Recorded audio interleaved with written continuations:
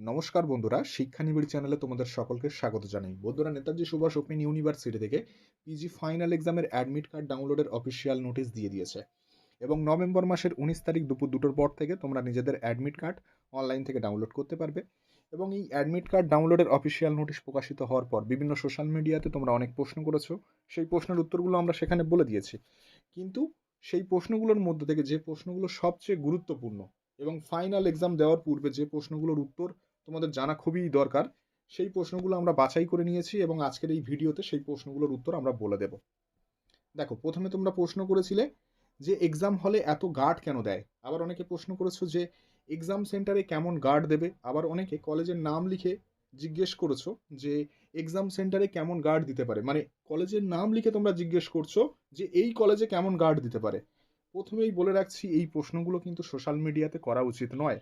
তার কারণ তোমরা নিজেদের বিপদ নিজেরাই ডেকে আনছো। ইউনিভার্সিটির স্যার ম্যামরা এই পোস্টগুলো দেখছে এবং ইউনিভার্সিটি কখনোই চাইবে না এক্সাম সেন্টারে হালকা গার্ড হোক।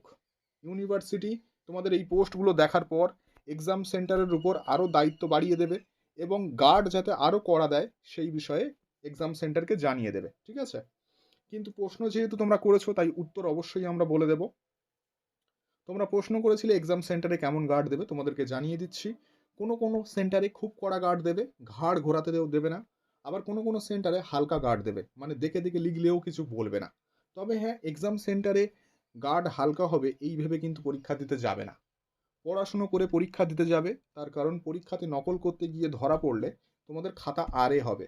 আরএ কথার অর্থ হলো রিপোর্ট এগেনস্ট। আরএ হলে তোমাদের সমস্ত পরীক্ষা বাতিল হয়ে যাবে। আমি একটা এক্সাম্পলের মাধ্যমে তোমাদেরকে বুঝিয়ে দিচ্ছি। ধরো, পিজি স্টুডেন্টদের 4টে পেপারের পরীক্ষা হচ্ছে। 4টে পেপারের মধ্যে প্রথম 3টে পেপারের পরীক্ষা তোমাদের খুব ভালো হলো, কিন্তু 4 নম্বর পেপারের দিন নকল করতে গিয়ে তুমি ধরা পড়ে গেলে। সেক্ষেত্রে কিন্তু একটা পেপারের জন্য তোমার বাকি যে 3টে পরীক্ষা ভালো হয়েছে সেই পরীক্ষাগুলোও ক্যান্সেল হয়ে যাবে। মানে তোমাদের খাতা আরে হয়ে যাবে এবং তোমাদের পরীক্ষা বাতিল হয়ে যাবে, ঠিক আছে? তাই এরকম কেউ করবে না।